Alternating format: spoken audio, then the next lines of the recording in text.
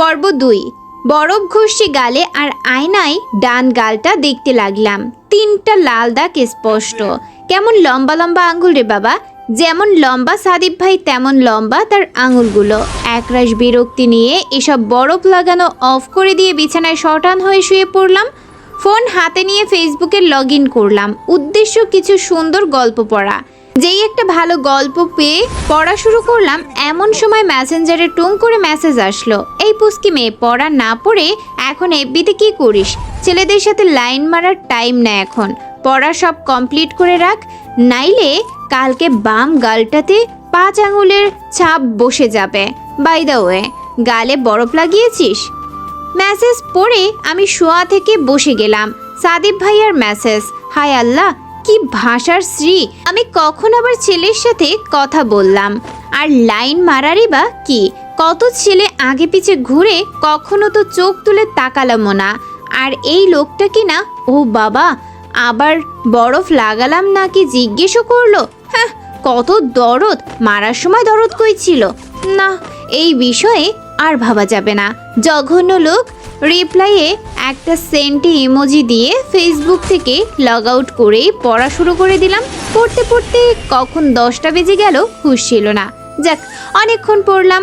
Room থেকে বের হয়ে দাদির কাছে গেলাম। এই 3 ঘন্টা রুম থেকে বেরই হলাম না। মাও ভাবলো পড়ছি, তাই কেউ ডিস্টার্ব করতে আসেওনি। আমাকে দেখেই দাদি একটা কিউট হাসি দিয়ে বলল, শেফালি ফুল যে, আয় বুড়ির পাশে বসে একটু পাটা মালিশ করে দে। আমিও হেসে দাদিকে জড়িয়ে ধরে গালের সাথে গাল ঘষে দিলাম। আর দাদি আমার কুটকুট করে হাসতেই শুরু করলো। আমিও হেসে দাদির পা মালিশ করতে লাগলাম। দাদি তার আর দাদার প্রেমের কাহিনী বলা শুরু করলো। এই আর নতুন কি, তবে যতবারই শুনি ততবারই মনে হয় কি প্রেম ছিল তাদের দুজনের। দাদার অভ্যাসগুলা কেন জানি মনে হয় সাদিপ ভাইয়ার সাথে হুবহুব মিলে যায়, কারণ দুজনেরই অভ্যাস এই রাগে বোম আর এই একদম ভালো মানুষ। দাদিকে খাবার দিয়ে মায়ের ডাকে মায়ের কাছে গিয়ে দেখি মা খাবার নিয়ে বসে আছে। মা আর আমি একসাথে রাতের খাবার খেয়ে নিলাম, কিন্তু খাবারের চেয়েও বকা বেশি খেতে হয়, কারণ একটাই, আমি ভাত পছন্দ করি না। আর শুধু মা না, গোষ্ঠীর সবাই আর স্পেশালি মিস্টার সাদিপ ভাইয়া এই ভাত আর খানার কারণে আমাকে বকে সব সময়। বাট আই রিয়েলি হেট খানা and I can't love them ever. এই বকাগুলো শুনলে বাবা আর ভাইয়ার কথা অনেক মনে পড়ে। বাবাই ছিলেন যে আমাকে অনেক ভালোবাসতো। 2 বছর আগে বাবা আমাকে ছেড়ে না ফেরার দেশে চলে গিয়েছিলেন। বাবার কথা ভাবতেই চোখে পানি চলে আসলো, কারণ ভিতরটা যেন ভীষণ পুড়ে যায়। আর ভাইয়া, সে আপাতত স্পেনে। বাবা মারা যাওয়ার পর পরিবারের হাল ধরে যে ভাইয়া আর বড় খালুই তাদের স্পেনের বিজনেস দেখাশোনা করার জন্য ভাইয়াকে পাঠিয়ে দেয় স্পেনে, আর আমাদের সংসারটাকে রক্ষা করতে সাহায্য করেন। সকালে কলেজ যেতে হবে, তাই মাকে কাজে সাহায্য করে মায়ের সাথেই শুয়ে পড়লাম। বাবা মারা যাওয়ার পর থেকে মায়ের সাথেই থাকি। এখনো এই অভ্যাস বদলায়নি, আর না কখনো বদলাবে। আধা ঘন্টা ধরে শুয়ে আছি, ঘুমের ঘও আসছে না, ফেসবুকেও লগ ইন করতে মন চাচ্ছে না। এই সাদিপ ভাইয়া নামক আতঙ্কের জন্য ওনার নাম মনে আসতেই পুরনো স্মৃতি মনে চলে আসলো। 3 বছর আগের কথা, আমি সবে মাত্র ক্লাস 9-এ। ডে শিফট হওয়ায় স্কুল থেকে আসতে আসতে প্রায় বিকাল হতো। আর স্কুল থেকে এসেই ফরজ কাজ ছিল আমার গোসল করা। কাঁধ থেকে ব্যাগ রেখে স্কুল ড্রেস চেঞ্জ করে গোসল করতে চলে গেলাম। হঠাৎ ভাইয়া আর মায়ের চিৎকার শুনে আমি কোনো মতো গোসল সেরে কাপড় পরে রুম থেকে বের হয়ে অবাকভাবে তাকিয়ে থাকলাম। একটা ছেলে, লম্বায় 6 ফুট তো হবেই, উনি আমার বড় ভাই মানে রাফসান ভাইয়ের কলার ধরে অনবরত থাপ্পড় দিতেই থাকলো। মা ওই লম্বুর হাত ধরে টানছিলেন। আর ভাই, সে তো ছাড়, সাদিফের বাচ্চা ছাড় বলেই চিল্লাচ্ছিল। ছোট মানুষ, আমি কিছুই বুঝতে পারছিলাম না। তখন মাথাটা পুরাই ব্ল্যাঙ্ক হয়ে যাচ্ছিল। কি যেন ভেবে আমি এক দৌড়ে ওই লম্বুর পা ধরে বসে কাঁদতে কাঁদতে বলতে লাগলাম, প্লিজ লম্বু ভাই, ছেড়ে দেন ভাইয়াকে। ঘটনার আকস্মিকতায় তৎক্ষণাৎ লম্বু ভাই ভাইয়ার কলার ছেড়ে দিয়ে আমার 2 বাহু ধরে উঠে দাঁড় করালেন। কান্না করার ফলে আমার মুখ তখন লাল টমেটো আর ভেজা চুল সব মুখের উপর।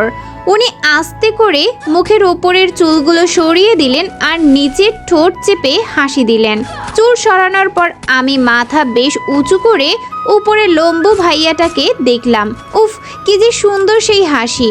আর এদিকে আমাকে এভাবে কান্না করতে দেখে মা আর ভাইয়া ওনার কাছ থেকে আমাকে নিয়ে জড়িয়ে ধরে বিকটভাবে হাসতে লাগলেন। আমি এই ঘটনার আগা মাথা কিছুই বুঝতে পারছিলাম না। মা হেসে হেসে বলতে লাগলেন, আরে শেফা ফুল, এইটা তোর বড় খালার ছেলে, তোর সাদিপ ভাই। আর রাফসানকে মারার কারণ হলো আজকেই ছেলেটা স্পেন থেকে আসলো আর তোর গুণধর ভাই তাকে রিসিভ করতেই গেল না, তাই সাদিপ অনেক রেগে আছে। এতক্ষণে আমি বাস্তবে ফিরে আসলাম আর চোখে ওনাকে দেখতে লাগলাম। উজ্জ্বল শ্যামলা গায়ে ব্ল্যাক কালার শার্টটা খুবই মারাত্মক লাগছিল। আর ওনার চুল দাড়ি সব কি সুন্দর সেটিং করা, যেন এই দাড়ি আর চুলের কাটিংটা তার জন্যই করা। কিরে রাফসান, ছোট খালা, এটা কি আমাদের পুচকি শিফু নাকি? সাদিপ ভাইয়ার কথা শুনে আমি অবাক। উনি আমাকে চিনে?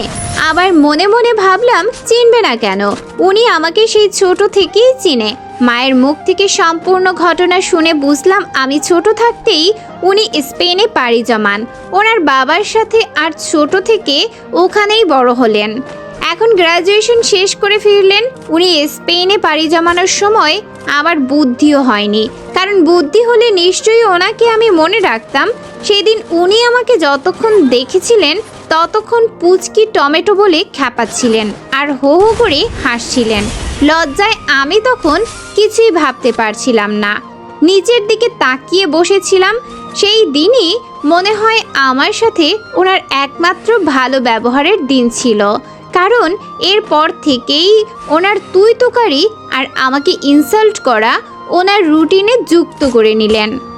অতীতের ভাবনার জগৎ থেকে বের হয়ে নিজের করা বোকামির কথা ভেবে নিজেই হেসে লজ্জায় লাল। মায়ের বুকে মুখ লুকিয়ে দিলাম, মাও আমাকে শক্ত করে জড়িয়ে ধরলেন। ওই দিনের দিনটা আমার জীবনের অনেক লজ্জাময় একটা দিন ছিল। এসব ভাবতে ভাবতেই মাকে জড়িয়ে ধরে একটা প্রশান্তির ঘুম দেওয়ার প্রস্তুতি নিচ্ছিলাম আর ভাবছি, আমার মতো বোকাও হয় নাকি।